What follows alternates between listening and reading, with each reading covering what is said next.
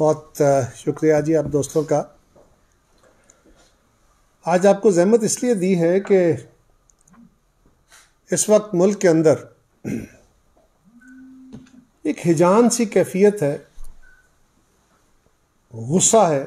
ہر طرف، اور اس غصے میں ہیجان میں جو مکالمہ ہے وہ غصے کا شکار ہے. عقل کی بجائے، فہم کی بجائے، تدبر کی بجائے، مائنڈ اپلائی کرنے کی بجائے صرف غصے کا اظہار کیا جا رہا ہے. وہ اسمبلیوں کے اندر مباحثہ ہے، میڈیا کے اندر مباحثہ ہے، فیصلہ سازی ہے، انفرادی رویے ہیں، حکومتی رویے ہیں، اپوزیشن کے رویے ہیں، عدالتوں کے رویے ہیں یا دیگر عدالتی. اس وقت ایک عمومی طور پہ پاکستان کے اندر ایک ہیجانی کیفیت جو پچھلے 4-5 سال کے اندر بہت بڑھ گئی، یہ تو نہیں ہے کہ ابھی ہوئی لیکن بہت زیادہ بڑھ گئی ہے، یہ تدریجی طور پہ اس وقت اپنی انتہا کو پہنچی ہوئی ہے. اور اس کا شاخسانہ یہ ہوتا ہے کہ اس کا سب سے پہلا شکار عقل و فہم ہوتا ہے، تندرستی سے فیصلے کرنا ہوتا ہے، لاجک ہوتا ہے، ریزن ہوتا ہے. اور پاکستان اس وقت جن مسائل کا شکار ہے، جن کے لیے بڑے شدید سوچ و بچار کے ساتھ فیصلے کرنے کی ضرورت ہے، اس میں تدبر، فہم، حوصلہ اور ٹھہراؤ کی ضرورت ہے. آج ہم سب اس کوشش میں ہیں کہ میں اپنے مخالف کو، بھلے وہ میڈیا میں بیٹھا، کسی ٹاک شو میں ہے، اسمبلی کے اندر بیٹھا ہے، کسی بھی جگہ کسی فیصلہ سازی میں ہے، اور یوں لگتا ہے اداروں کے اندر بھی صورتحال ایسی ہو گئی ہے کہ ہم ایک دوسرے کو پٹخنے کے چکر میں ہیں اور چیخ چنگھاڑ کر رہے ہیں، اور اس میں حقیقت کہیں گم ہے اور جذباتی، اور قوم کے اندر بے چینی بڑھ رہی ہے، لوگ بے سمتی کا شکار ہیں. تو عرض یہ ہے کہ اس کا ایک حصہ آج یہ ہے کہ ملک کے اندر الیکشن ہونے تھے 2 صوبوں کے اندر، ان الیکشن کو ملتوی کیا گیا. اس کے اوپر جو یہ ہنگامہ تھا اتنا بڑا، اس سے پہلے بھی کام نہیں تھا، لیکن اس کے بعد تو یہ ہو گیا کہ پاکستان کا آئین توڑ دیا گیا، حکومت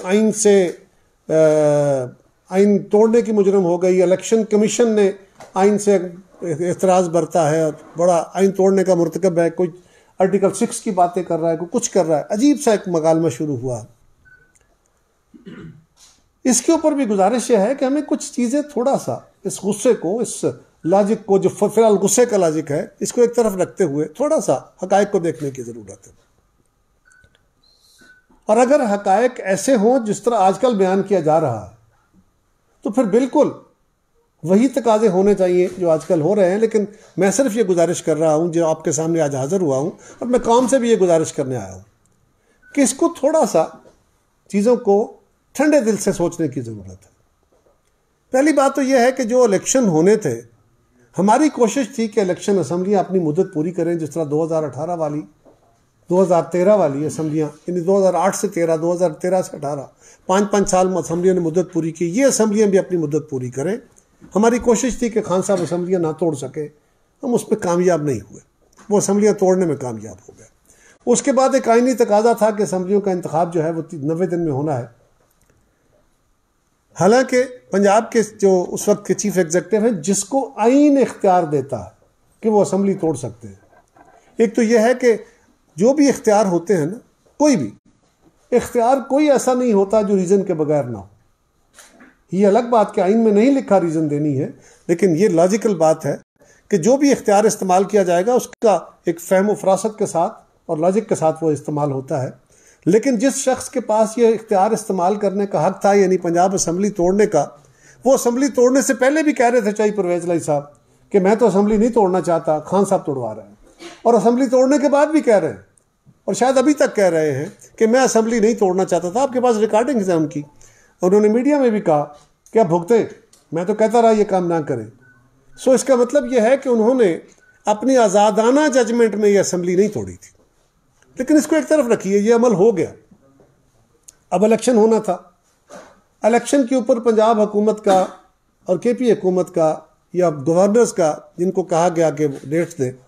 اس کے اوپر ایک مباحثہ ہوا، معاملہ عدالت میں گیا، 9 رکنی بینچ، پھر 7 رکنی بینچ، پھر 5 رکنی بینچ،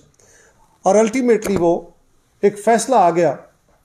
اور اس فیصلے کی روشنی میں الیکشن کمیشن نے 30 اپریل کی date they the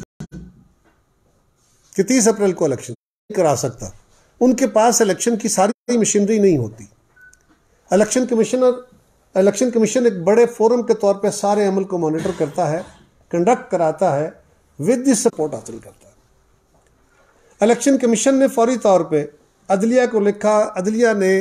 due to reason انہوں نے کہہ دیا کہ ہمارے پاس اس وقت ججز اسپیئر کرنے کے ہم پوزیشن میں نہیں ہے کہ الیکشن کے عمل میں. اور یہ قوم کو یاد رکھنا چاہیے کہ پاکستان کی خاص صورتحال میں اگر ایگزیکٹو اتھارٹی ریٹرننگ افسر کے طور پہ الیکشن کنڈکٹ کراتی ہے تو جب بھی کراتی ہے اس پر سوال اٹھ جاتے ہیں. یا تو عدلیہ کے ذریعے کرائے گئے الیکشن پہ سوال اٹھ جاتے ہیں, تو یہ زیادہ متنازع ہو جاتے ہیں. بہرحال انہوں نے کہہ دیا, الیکشن کمیشن نے اس حکم کی تعمیل کرتے ہوئے ایگزیکٹو سے ریٹرننگ افسر لے لیے اور الیکشن کا عمل شروع ہو گیا, نامینیشن فائل ہو گئے. اب الیکشن کمیشن مسلسل دیگر اداروں کے ساتھ رابطے میں ہے. ان کو پہلی ٹرانچ فائنانس منسٹری نے پیسوں کی بھی ریلیز کر دی. اب دوسرا کام الیکشن کمیشن کا یہ تھا کہ پیسے فراہم ہوں. انہوں نے فائنانس منسٹری کو کہا, پہلے الیکشن کمیشن کا مطالبہ کو 40-45 ارب کا تھا, پھر وہ کیونکہ مہنگائی ہوئی وہ کوئی 50 ارب سے اوپر گیا, اب سنا ہے کوئی 60-65 ارب کے درمیان ہے. وہ جسٹیفائیڈ ہوگا. فائنانس منسٹری نے انہیں لکھا کہ جی آپ اس کو دوبارہ ریویو کر لیں, اتنے پیسے اس وقت اسپیئر کرنے ہمارے پاس نہیں ہیں, اور قوم کو پتہ ہے کہ ہم اس وقت بھی IMF کے ساتھ نیگوشیٹ کر رہے ہیں, مشکل حالات ہیں. لیکن وہ معاملہ ایک طرف, الیکشن کمیشن نے دفاعی اداروں سے میٹنگز کی اور فوج نے انہیں یہ انفارم کیا, وزارت دفاع نے انفارم کیا کہ 30 اپریل کو ہم اتنی بڑی تعداد میں عملہ دینے کی پوزیشن میں نہیں ہے کہ ڈپلائمنٹ پولنگ سٹیشنز پہ ہو سکے جس طرح ہمیشہ ہوتا ہے. کیونکہ ایک تقاضا آئین کا یہ ہے کہ آپ نے 90 دن میں انتخاب کرانا ہے, دوسرا ہے فیئر اینڈ فری کرانا ہے. یہ بھی آئین کا تقاضا ہے. اور ہمارے ملک میں امن و امان کی صورتحال آپ کے علم میں ہے. کل بھی ایک چھوٹا سا الیکشن تھا, ایک پولنگ سٹیشن کی جو صورتحال ہوتی ہے ہر الیکشن کے اندر, یہاں موسٹ سینسٹیو آدھے تو ہمارے پولنگ سٹیشن موسٹ سینسٹیو ہوتے ہیں ڈکلیئر ہوئے. تو اس پہ افواج پاکستان کی طرف سے یہ کہا گیا کہ اس وقت ملک کے اندر مردم شماری کا عمل جاری ہے اور ہر قریہ, ہر گلی, ہر محلے, ہر گاؤں میں ہماری ٹیمیں مردم شماری کے لیے عمل میں شامل ہیں, اور ہم اتنی فورس اپنی سپیئر نہیں کر سکتے کہ ہم پولنگ سٹیشنز کو گارڈ کریں. اور اگر یہ نہیں تو انہوں نے کہا کہ ہم یہ کر سکتے ہیں کہ الیکشن اگر کرائے جائیں تو ہم دوسری فورسز کرا لیں, یعنی ہم صرف ریپڈ ریسپانس فورس کے طور پہ, کوئی فوری طور پہ کہیں ضرورت آ جاتی ہے تو ضلع میں کچھ جگہوں پہ اپنی ڈپلائمنٹ کر دیں گے, اور ریپڈ ریسپانس فورس کے طور پہ 3rd ٹیئر میں ہم بیٹھ کے آپ کو سپورٹ فراہم کر سکتے ہیں, اس سے زیادہ نہیں. اور چوتھا کام انہوں نے جب صوبائی حکومت سے پوچھا تو صوبائی حکومت نے کہا کہ ہمارا بھی جو ایجوکیشن کا عملہ ہے جو نارملی الیکشن کے پروسیس میں سارے عمل میں سپورٹ فراہم کرتا ہے, انہوں نے بھی کہا کہ جو مردم شماری کا عمل ہے اس میں ہماری پروونشل فورسز یعنی ایجوکیشن کا اور باقی ڈپارٹمنٹس اس میں بھی بڑی تعداد میں ڈپلائیڈ ہیں, اور 30 اپریل کو یہ کنکلوڈ ہونا ہے, لہٰذا ہمارے لیے بھی یہ ممکن نہیں ہے کہ اتنی بڑی تعداد میں وہ عملہ سپیئر کیا جا سکے. اب الیکشن کمیشن کے پاس ایک راستہ تھا, یا تو وہ کہتا کہ مردم شماری بند کر دو جو یکم سے شروع ہو چکی ہے, جس پہ بے شمار خرچہ ہو چکا ہے, اور جو یقیناً الیکشن بہت اہم عمل ہے لیکن مردم شماری بھی بہت ہی اہم عمل ہے. اور یہ یاد رکھیے کہ پچھلے الیکشن پہ یا NFC پہ بہت سارے اعتراضات KPK کی طرف سے اور خاص طور پہ ایکس فاٹا کی طرف سے اٹھے, سندھ کی طرف سے اٹھے, اور یہ فیصلہ ہوا تھا, ورنہ مردم شماری کا عمل 10 سال کے بعد ہوتا ہے. یہ 7 سال کے بعد مردم شماری اس لیے کرائی جا رہی ہے کہ یہاں مطالبہ کیا گیا تھا کہ مردم شماری جلد کرا لی جائے, اور یہ فیصلہ عمران خان صاحب کی صدارت میں, اس وقت وہ وزیر اعظم تھے, یہ کونسل آف کامن انٹرسٹ میں ہوا کہ مردم شماری جلد کرائی جائے, اس کو ڈیجیٹل کرایا جائے تاکہ یہ ٹرانسپیرنٹ ہو سکے, اس پہ سوالات نہ اٹھیں, اور اگلا انتخاب اس نئی مردم شماری کے تحت ہوگا. یہ ہمارے دور میں فیصلہ نہیں ہوا. بہرحال اب سوال یہ ہے کہ الیکشن کرانا ہے, اور جن اداروں نے ٹرانسپیرنٹ اور فیئر الیکشن کرانے میں سپورٹ فراہم کرنی ہے وہ کہہ رہے ہیں کہ 30 اپریل کو ہم اس پوزیشن میں نہیں ہوں گے. الیکشن کمیشن وزیر اعظم پاکستان کو خط لکھتا ہے کہ یہ صورتحال ہے, ہمیں یہ ان رائٹنگ جواب دیے گئے ہیں, اب آپ اپنی پوزیشن بتائیے. حکومت بتائے۔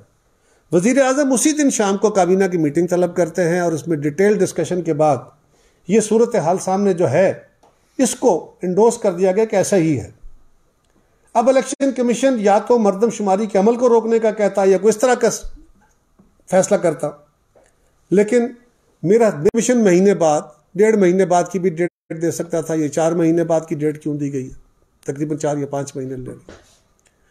تو اس کی ایک وجہ یہ بھی ہو سکتی ہے کہ الیکشن ڈیلے تو ہو رہے ہیں، 90 دن کی جو کلاز ہے وہ تو پوری نہیں ہو رہی، اور پھر ملک کے اندر عمومی طور پہ یہ بھی ایک مباحثہ ہے